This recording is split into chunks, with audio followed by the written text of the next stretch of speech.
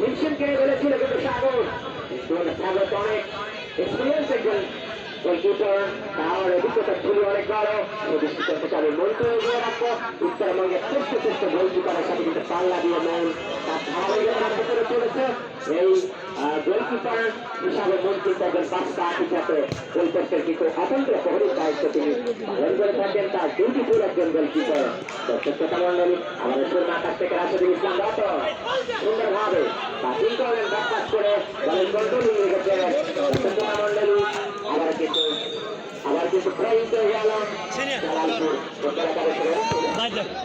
উপত্যকাদেশের সেই সাগর প্রার্থী নম্বর 22 চলে গেল রাশেদুল ইসলাম রাতের কিন্তু কন্ট্রোলিং করলেন, দলের নিয়ন্ত্রণ নিয়ে নিলেন, ধরে রাখলেন। আবারও কিন্তু সেই সাগর থেকে আবারও সেই সাগর হয়ে গেছে মহাসাগর, গোলকিপার সাগর এবং ডিফেন্সার সাগর। উইংব্যাক রাইট হ্যান্ড সাইডে চলে থাকেন সাগর, প্রার্থী নম্বর 22 চেষ্টা র্যান্ডম এলোমেলো পুলিশ সুমন সামনে বাড়ানোর চেষ্টা। দেখা যাক রকি বল রিসিভ করলেন, রকি থেকে ইয়ামিন থেকে আবার রকি থেকে চতুর্থ খেলোয়াড় জিনাদুলকে দিয়েছিলেন। অনুষ্ঠিত হবে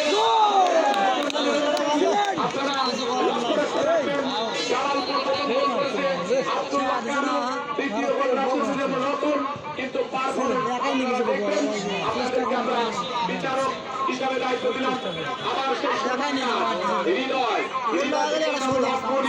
মণি থেকে আবার খুলে Suman wing back left side রক্ষণ দুর্গ জেলা প্রশাসন জোর চাপে আমরা এই খুলে সুমনকে আব্দুল্লাহ কালু কিন্তু জার্সি চেঞ্জ করে নিয়েছেন। তিনি 7 নম্বর জার্সি খেলে থাকেন।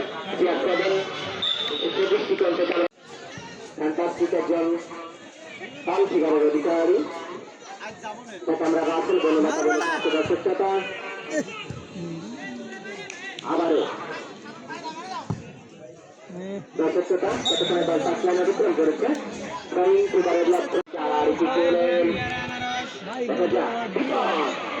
আবারও কিন্তু ফুটবলের বঙ্গনের পরিভাষায় কর্নার থেকে কিন্তু অর্থকরণ হিসাবে আখ্যায়িত করা হয়।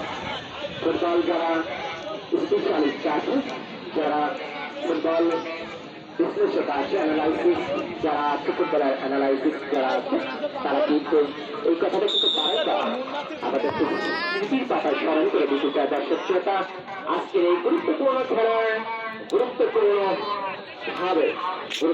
দায়িত্ব পালন করে চলেছেন আমাদের তিনজন দক্ষ যোগ্য high competitive competitional second round of third match